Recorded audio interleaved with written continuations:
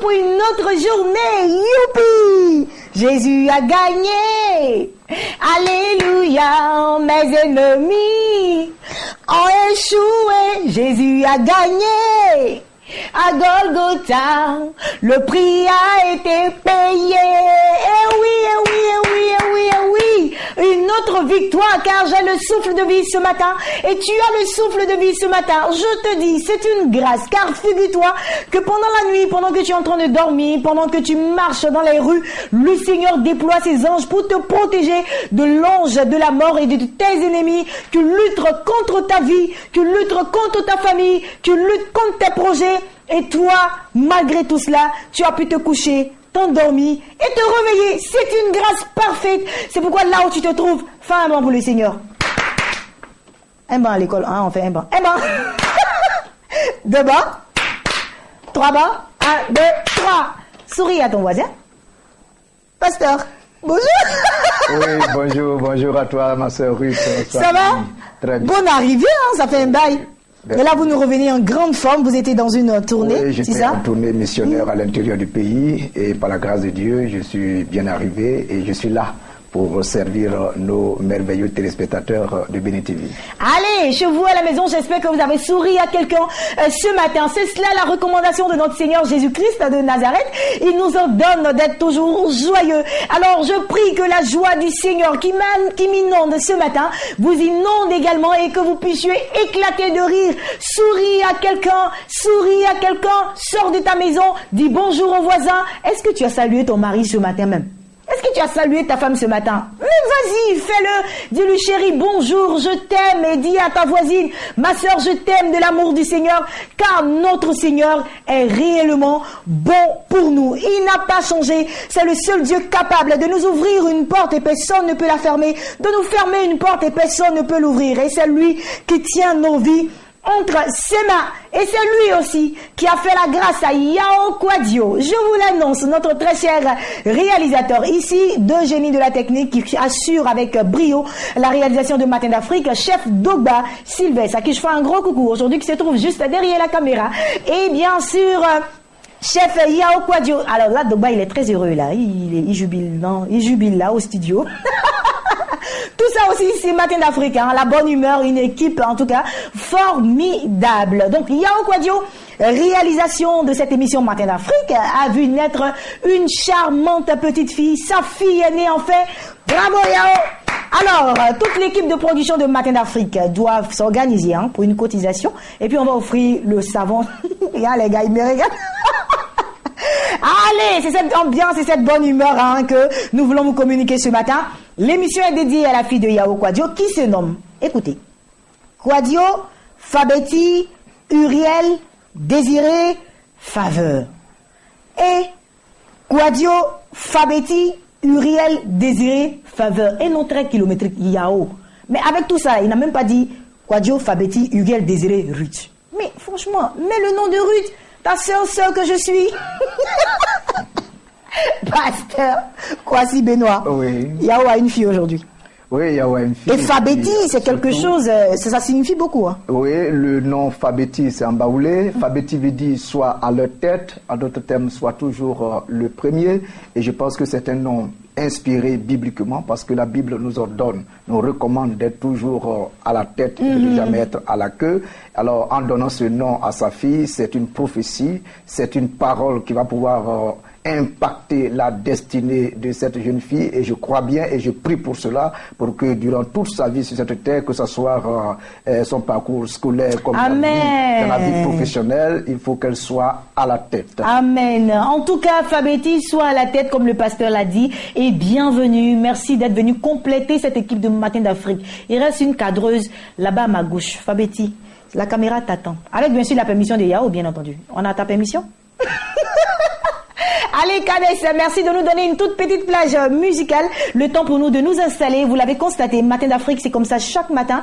Nous vous permettons de passer 26 minutes en notre compagnie, mais 26 minutes remplies de gaieté, 26 minutes remplies d'exhortation, mais aussi 26 minutes avec nos annonceurs qui sont également là pour aujourd'hui. Installez-vous, nous revenons juste après cette brève plage musicale. C'est parti.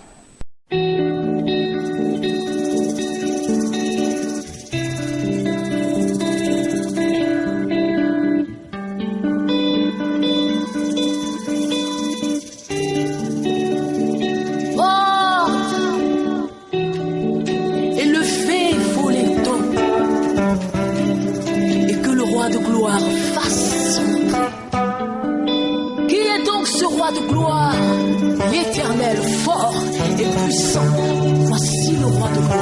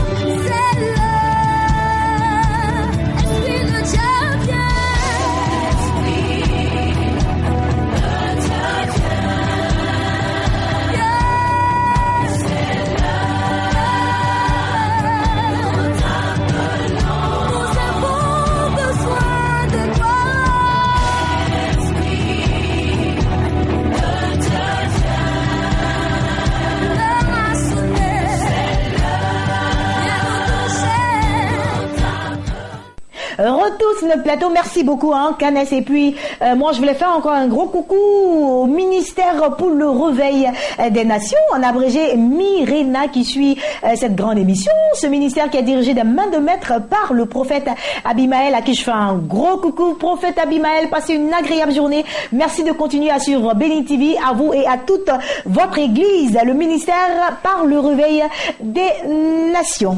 Pasteur Kwasi Benoît, vous me le disiez hors antenne tout à l'heure, aujourd'hui nous parlons de comment est-ce qu'il faut s'adresser à notre conjoint. Oui, savoir parler à son conjoint, c'est important. Oui, 50 à 60% des problèmes conjugaux émanent du fait que les gens ne savent pas communiquer, dialoguer. J'ai rencontré tout récemment un homme qui me disait que j'ai du mal à communiquer, à dialoguer avec ma femme parce qu'elle ne sait pas me parler. Et j'ai vu qu'il y a beaucoup de couples qui vivent ce problème. Ruth, il faut pouvoir donc aider ces couples-là. C'est pour cela que nous avons ici 8 recettes pour aider ces couples-là. 8 recettes pour aider les couples à dialoguer, à avoir une parfaite communication, parce que la communication est très très importante. Elle est importante. Il faut pouvoir parler de nos joies, de nos désirs, de tout ce qui nous plaît pour que nous puissions arriver à créer l'harmonie dans nos relations conjugales. D'accord, mais en tout cas on a remarqué que c'est vous les garçons qui ne savent pas parler aux femmes. Bon, parce que je suis une femme et je prends parti déjà. Bon, non, ce n'est pas, vous ne prenez pas parti, mais en fait c'est un problème. Il faut remarquer que c'est vrai, il y a des hommes qui ont du mal à parler à leur épouse, de même que certaines femmes aussi ont du mal à parler à leur époux. D'accord, alors tout ça va s'arrêter aujourd'hui parce que vous avez des recettes pour nous apprendre à mieux communiquer, à mieux nous adresser à nos différents conjoints. Donc, suivez bien ce qui sera dit tout à l'heure. Alors, Ruth, la première recette, il faut comprendre que lorsqu'il y a un malentendu qui est soit causé par les propos ou les actions de votre conjoint, il faut exprimer sa tristesse. Et ça, c'est très Son mécontentement, vous voulez dire? Oui, il faut l'exprimer. Il faut l'exprimer parce que lorsqu'on ne l'exprime pas et qu'on garde, cela provoque des ressentiments et puis ça devient l'amertume. Et l'amertume peut causer des dégâts à notre personne parce que l'amertume, non seulement influence négativement notre personnalité, donc affecte notre personnalité. L'amertume affecte notre relation avec Dieu. L'amertume affecte notre relation donc dans notre relation conjugale, donc avec l'autre. Et puis l'amertume est... Amertume, pareil à rancune? Oui, pareil à rancune. Les deux, d'accord. De ne pas exprimer, donc du coup, nous gardons rancune. Voilà. Et cela n'est pas bien. Et souvent, les femmes ont du mal ou bien ne savent pas exprimer leur tristesse. Généralement, certaines femmes attendent que, au moment où le monsieur, en tout cas, veut aller avec elles, et puis c'est en ce moment-là qu'elles vont exprimer leur tristesse par un refus catégorique, donc d'aller avec ce monsieur. C'est une mauvaise manière d'exprimer. C'est la vengeance, là. Oui, c'est une mauvaise manière d'exprimer sa tristesse, parce que à ce moment précis, l'homme, lorsque vous refusez les rapports sexuels à votre mari, il se sent humilié, il se sent frustré et même totalement, je veux dire, Rabaisser. Rabaisser, merci, c'est le mot, rabaisser. Et en ce moment précis, toutes les pensées qui lui viennent dans la tête, ce sont les pensées de vengeance. Il n'est plus ouvert au dialogue, il n'est plus ouvert à la communication, il se voit comme une victime, il doit se défendre. Vous voyez, et ça, ce n'est pas la meilleure manière d'exprimer. Je crois bien que l'homme qui a le désir de sa femme, il est comme quelqu'un qui a faim. Quand quelqu'un a faim et qu'il vient vers vous, vous ne pouvez pas commencer à lui faire des remontrances. Il va obligatoirement se mettre en colère. Mais si vous le donnez à manger et qu'après avoir mangé, que vous le faites asseoir et que vous lui parlez, alors vous parlez à sa conscience, il peut mieux comprendre et saisir ce que vous êtes en train de dire. D'accord, donc ça veut dire qu'il faut savoir le bon moment. Il faut savoir le bon moment pour exprimer donc ça, son mécontentement. Voilà, son mécontentement. Et c'est très important, Ruth. Voilà, quand c'est mal fait, et ça cause des dégâts énormes. Deuxièmement, il faut être franc et sincère. Franc et sincère, et surtout épancher son cœur sans colère. Oui, sans colère. C'est-à-dire que lorsque tu as fini d'expliquer ce que tu ressens, tu ne gardes plus rien dans le cœur. Non, c'est ça? Il faut parler avec amour. Ou bien ne pas parler avec... parler avec la colère. Ah, mais souvent il y a des choses qui vraiment énervent, donc... Oui, mais lorsque vous voulez laisser la colère s'exprimer à travers vous, généralement, vous agissez mal. Parce que la Bible dit que la colère n'accomplit jamais la justice depuis là, de Dieu. tu parles de nous seulement. Hein. J'espère que c'est vice-versa. Oui, c'est vice-versa. Parce que depuis, j'ai l'impression que ce sont les femmes. Non, oui, ce que je suis en train de dire, c'est vrai que je m'adresse aux femmes. Voilà, il faut spécifier. Mais c'est vice-versa. Voilà, parce qu'il y a des hommes aussi qui savent pas s'adresser. Que ce soit l'époux comme l'épouse, il faut pas donc épancher son cœur avec la colère. Avec la colère. Voilà, il faut le faire sans colère et puis parler avec douceur. Et ça, c'est très important. Voilà. Et puis, la troisième recette, rapidement, Ruth, il faut écouter. Je voudrais un peu parler de l'écoute mutuelle. Généralement, les femmes se plaignent pour dire, mais il parle trop, il parle beaucoup. Mais généralement, l'homme parle pour dire quelque chose. Mais quand on n'écoute pas, alors on a comme l'impression que l'autre parle beaucoup. Vous savez, la Bible nous dit, avant de parler, il faut d'abord écouter. C'est pour cela que Dieu nous a donné 2 oreilles et une bouche. Pour dire que avant de parler, il faut au moins écouter 2 fois. Et ça, c'est très important. Alors, dans les relations conjugales, souvent au niveau de l'écoute, les gens essaient d'imaginer les choses. Le monsieur arrive, il vous donne l'argent pour faire des achats. Dès que vous arrivez, il dit, mais est-ce qu'il y a la monnaie? La femme, au lieu de répondre à la question qui lui a été posée, généralement, tu veux me prendre pour une voleuse ou bien? Déjà, elle conclut avant même que l'homme donne l'introduction. Ce n'est pas la meilleure manière d'écouter. Il faut d'abord écouter la personne. Et surtout, parler en donnant une réponse douce. La Bible dit qu'une réponse douce calme la fureur. Ce n'est pas parce que la personne vous a parlé. Et plutôt une réponse, l'autre, l'inverse, c'est une réponse due excite la colère. Excite la colère, effectivement. Donc ce n'est pas parce que la personne vous a parlé durement, en haussant le ton, que vous aussi, vous allez lui donc rendre la monnaie. Non, il faut parler avec douceur dans le but donc d'apaiser les choses et puis d'avancer. Et puis au niveau de l'écoute encore, il faut essayer de comprendre ce que l'autre dit. C'est très important. Parce qu'il faut comprendre ce qu'il dit. Quelqu'un dit, et quand il parle, c'est un message qu'il annonce, c'est un message qu'il communique. Même s'il a du mal à s'exprimer. Oui. Or, lorsque vous restez attentif, vous cherchez à comprendre ce que la personne est en train de dire. Ce qu'il est en train de dire peut être bien, mais il l'exprime mal.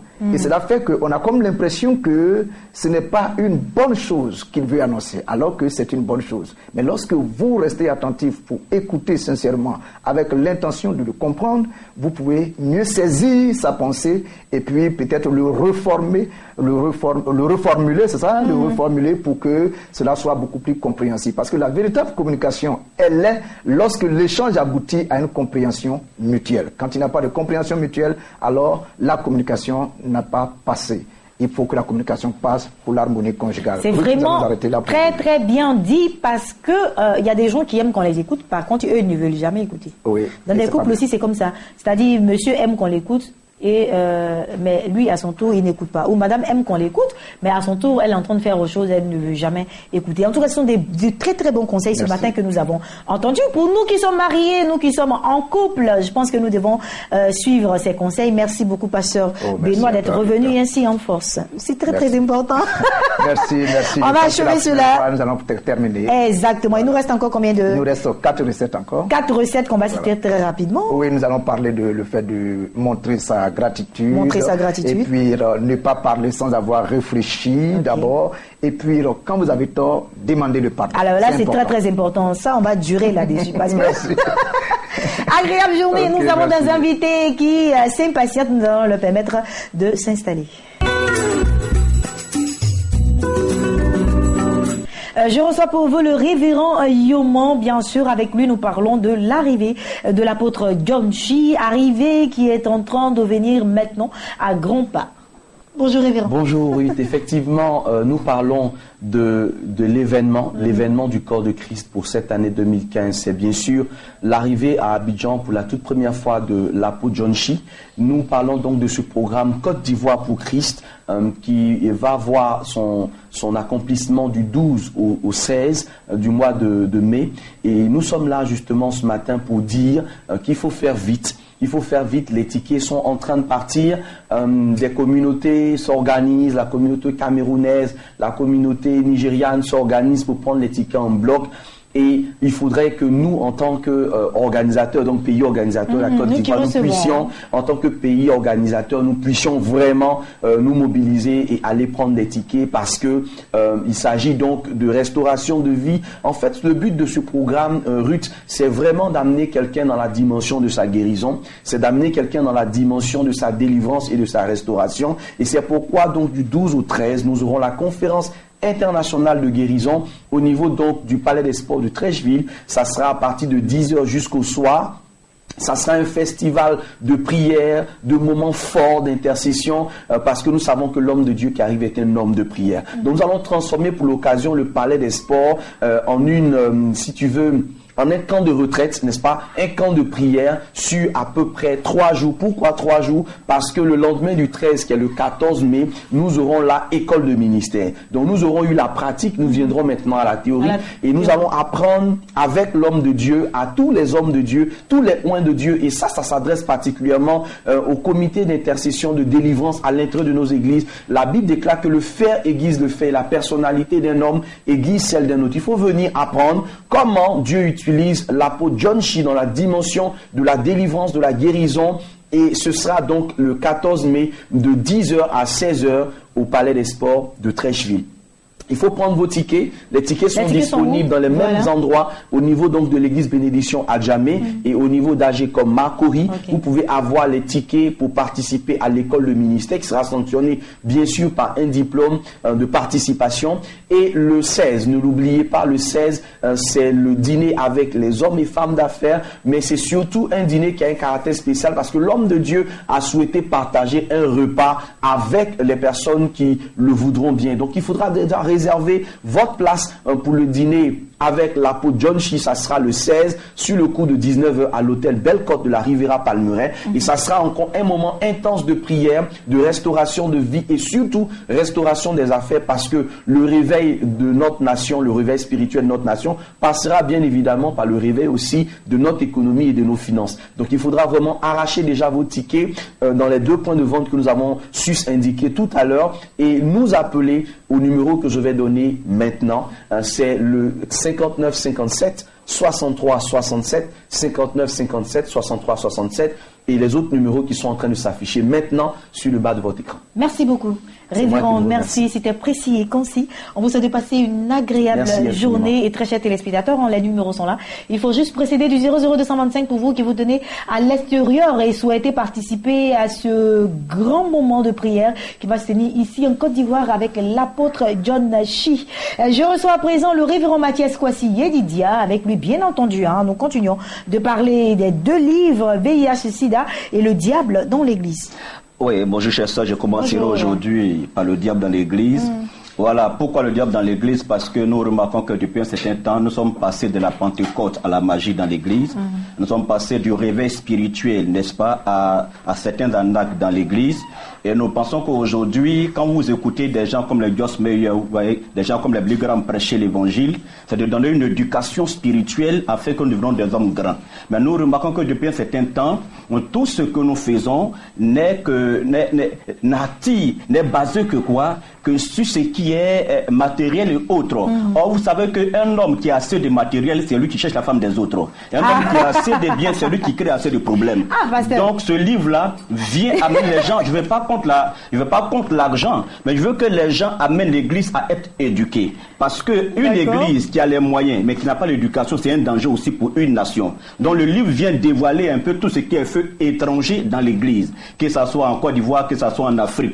Comment est-ce qu'aujourd'hui le feu étranger est rentré dans l'église? Comment est-ce qu'aujourd'hui la sorcellerie est rentrée dans l'église? Comment est-ce qu'aujourd'hui nous sommes passés, tout à l'heure, quelqu'un même me rendait un témoignage pour dire comment est-ce que les gens arrivent à transformer l'eau en du noir? Tout cela pour quel but? Parce qu'on est à la recherche de l'argent. Comment est-ce que dans l'église, même les tenues vestimentaires, l'église n'a plus son sens, l'église n'a plus sa valeur, n'a plus d'éducation. Et je me rends compte, et ce qui me choque un peu, c'est que tout ce que nous faisons est autour de l'argent. Si comme nous sommes venus servir par rapport à l'argent, nous sommes venus apporter une éducation au monde. Donc ce livre-là amène le chrétien gabonais, le chrétien américain, le chrétien francophone à comprendre que comment est-ce qu'on peut arriver à dévoiler tout ce qui est faux dans l'église, tout ce qui est œuvre du mysticisme, tout ce qui est œuvre de la sorcellerie. Le livre était fini, nous avons retiré encore dans toutes les personnes qui ont réclamé ce livre, le livre est disponible. Voilà, mais seulement vous ne verrez pas ce livre dans une librairie quelconque. Vous nous appelez, nous avons une boîte de distribution. On espère que dans ce livre aussi, vous spécifiez qu'il y a aussi des vrais serviteurs de Dieu. Parce que au fur et à mesure que vous passez l'annonce, il ne faudrait pas qu'au finish, on pense que tous les hommes de Dieu sont faux. Non, ou qu'il n'y a plus de véritables miracles que Dieu peut faire. Si, Dieu fait des miracles. Je vais dire, mais on ne peut pas parler du faux sans parler aussi du vrai. Il y a toujours dit aux gens qu'il y a des hommes de Dieu véritables. Et l'église, il n'y a pas seulement. Mais mon but aujourd'hui, c'est comment amener l'église à sortir de ce qui est du regard physique. Pour qu'on puisse attacher la parole. Parce que dites-moi, chers sœurs, si aujourd'hui on a tous des millions, qui va respecter qui? Si aujourd'hui on a tous des millions, où est-ce qu'on va? Regardez un peu. Alors il faut éduquer les chrétiens pour qu'on ne puisse pas, comme on appelle, donner la place au diable dans nos églises. D'accord, là c'était le diable dans l'église. Ensuite, je termine par le VIH-Sida. Dieu merci que depuis 7 ans, nous allons demander au monde entier que le VIH-Sida n'est pas une maladie naturelle, c'est une maladie conventionnelle qui se traite, se guérit comme toutes les autres maladies. Mais vous savez, nous sommes dans un monde où il faut vendre l'illusion pour s'enrichir. Il y a toujours dit aux gens, des gens sont partis dans les hôpitaux, aller rencontrer certains médecins. On leur a prescrit tout, mais n'ont jamais été guéris. Alors, il veut dire aux gens que tu aies le diabète ou pas, toute maladie a son côté spirituel. Donc le VIH aussi a son côté mystique que les gens ne connaissent pas. Donc j'interpelle tous ceux qui sont dans le monde entier, qui sont atteints du VIH en Côte comme d'ailleurs. Ça fait 8 ans que nous passons sur les antennes pour annoncer cela. Et la crédibilité nous est donnée. Alors le livre sur le VIH-Sida est disponible. Et moi aussi, c'est là pour recevoir les gens. Donc pour nous contacter, vous pouvez composer simplement le 58 45 70 53, je reprends, 58 45 70 53, le 09 54 90 02 et le 41 69 51 08. Une dernière question pour vous juste avant de vous laisser partir. Est-ce que vous pensez que un jour tout cela pourra s'arrêter?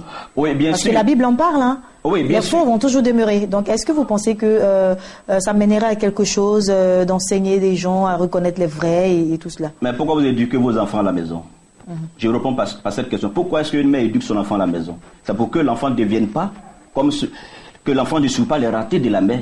Donc il est bon d'éduquer. Même si au moins sur 1000, il y a au moins 2 éduqués, comme Dieu a dit, s'il y a 3 juste au moins, il change la nature du monde.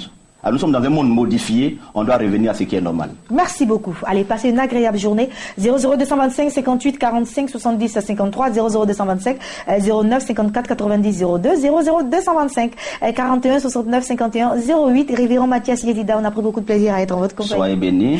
Et puis je reçois 2 autres invités. Il nous vient de l'église évangélique La Bénédiction d'Adjamé, l'évangéliste prodige me rejoint sur ce plateau. L'évangéliste Christ béni, gloire, prodige, m'a rejoint comme je vous l'avais annoncé, pardon. Il nous vient de l'église évangélique La Bénédiction d'Adjamé, onction prophétique Adkad. Alors là, le prophète qui est là en ce moment, il est extraordinaire. Évangéliste prodige. Il dit Oui, tu as tout dit. Je ne sais pas par où commencer. Parce qu'il est supra extraordinaire. Tout simplement. Comme ça, les gens vont comprendre des choses qui se sont passées. Toi, tu as été à ces moments-là. Qu'est-ce qui s'est passé exactement? D'abord, je voulais donner vraiment la manière dont il opère, le mécanisme de l'opération spirituelle, prophétique avec ce temple de Dieu. D'abord, c'est un GPS. GPS? Oui, il localise. Ensuite, c'est un scanner. Il scanne. Ensuite, c'est un microscope. Oui. C'est-à-dire les détails au fin fond. C'est-à-dire ton grand-père, ta grand-mère, il va donner tout. Je te dis. il va te donner une porte. C'est-à-dire la particularité de sa révélation, c'est qu'il donne une porte de sortie. C'est ce qui est important. C'est-à-dire c'est pas les révélations qui viennent. Et c'est ce qui, voilà.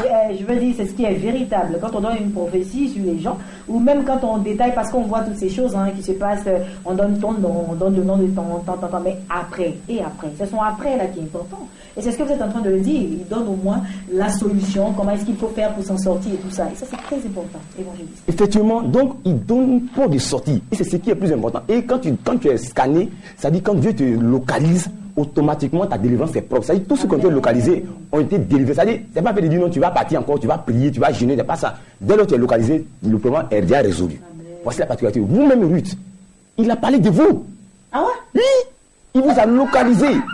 Vous comprenez? D'accord. Après, vous allez me dire pour moi là-bas. Effectivement. La manière dont on m'a localisé, on va tout, la nation va me localiser. Okay, donc, il faut dire que sincèrement, je suis venu appeler tout vraiment l'ensemble du territoire ivoirien.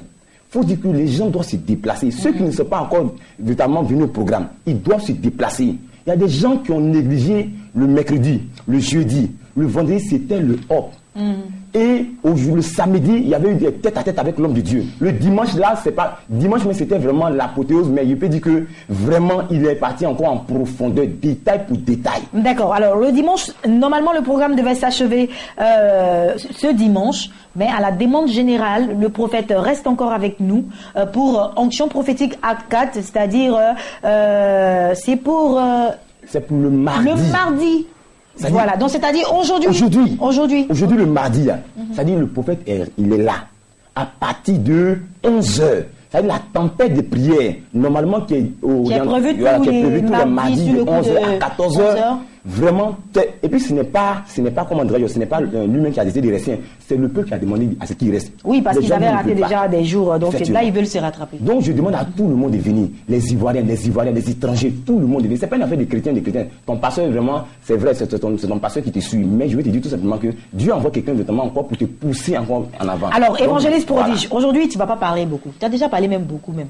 Les actes parlent d'eux-mêmes. Tout à l'heure, juste avant la fin de l'émission, avec bien sûr la permission de on aura un extrait de ce qui s'est passé du côté de l'église évangélique, la bénédiction d'Adjamé. L'évangéliste l'a dit, c'était super.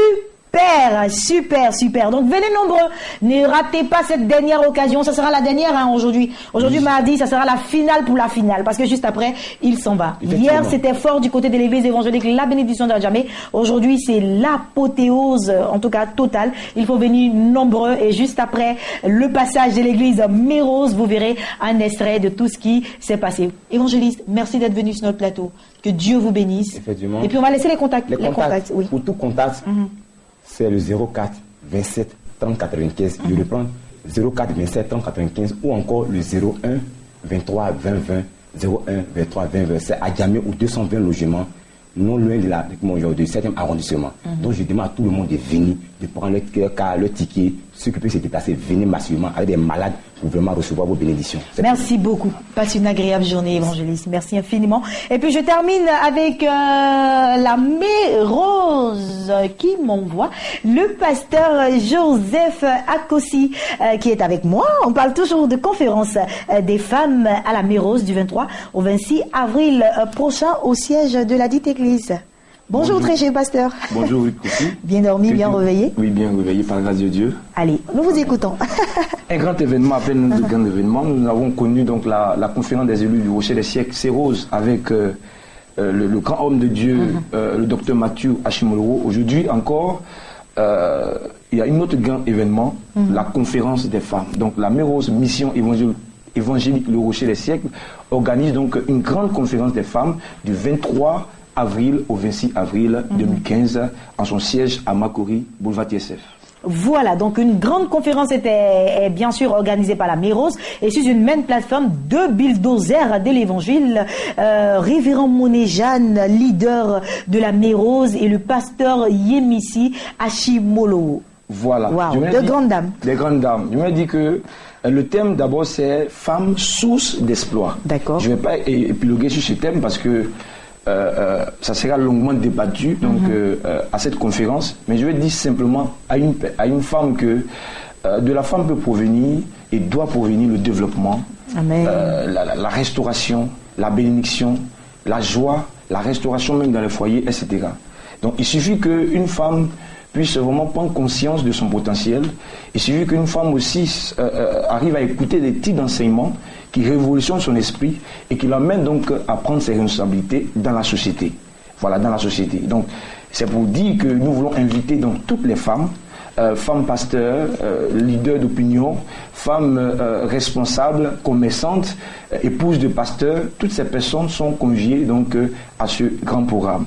Alors pour ce programme, il y aura 2 oratrices de taille. Nous connaissons donc le révérend Moné Jeanne, donc qui est initiatrice de ce programme.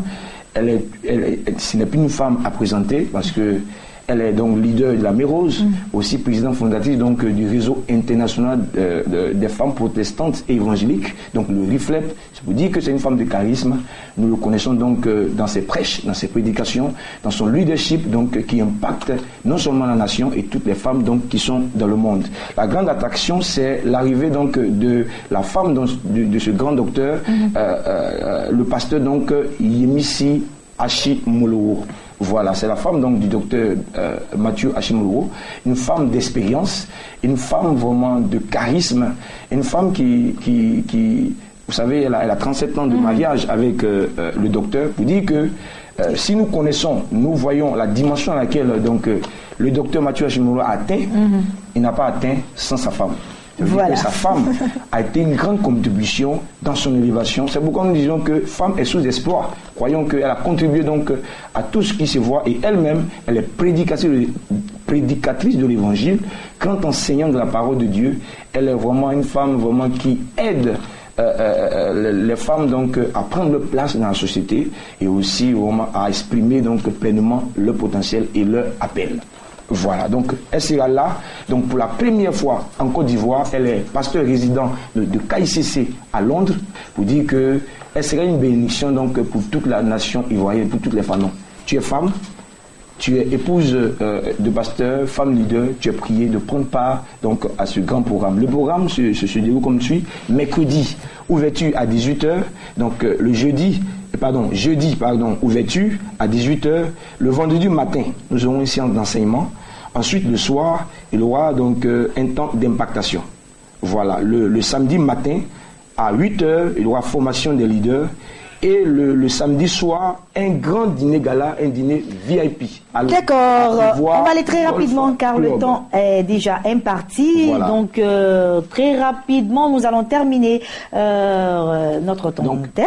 Donc là, je vois juste pour terminer, ouverture le 23 avril sur le coup de 18h, 24 avril matin enseignement 8h30, le soir impactation à 18h, le 25 avril ça sera le matin la formation des leaders sur le coup de 8h, le soir dîner gala sur le coup de 19h et enfin le 26 avril le matin un culte d'action de grâce et le soir un concert live et tout cela va se dérouler bien sûr au siège de la Mérose du 23 au 26 avril prochain. Les contacts, très cher pasteur. Alors les contacts c'est plus 225 78 75 12 78 12 75 12. Je reprends 78 12 75 12.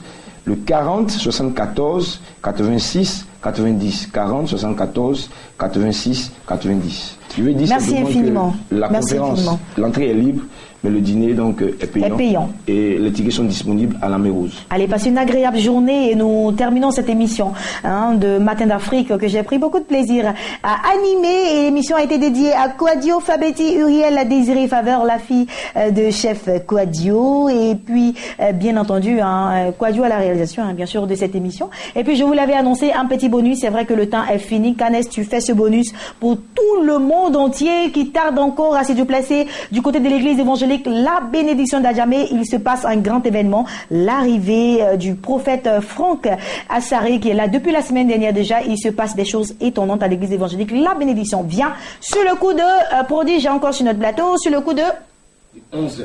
11h00. Allez, je vous dis au revoir sur ces belles images et que la grâce et la paix de Dieu demeurent sur vous. À demain, 8h, rediffusion 10h. Passez une agréable journée.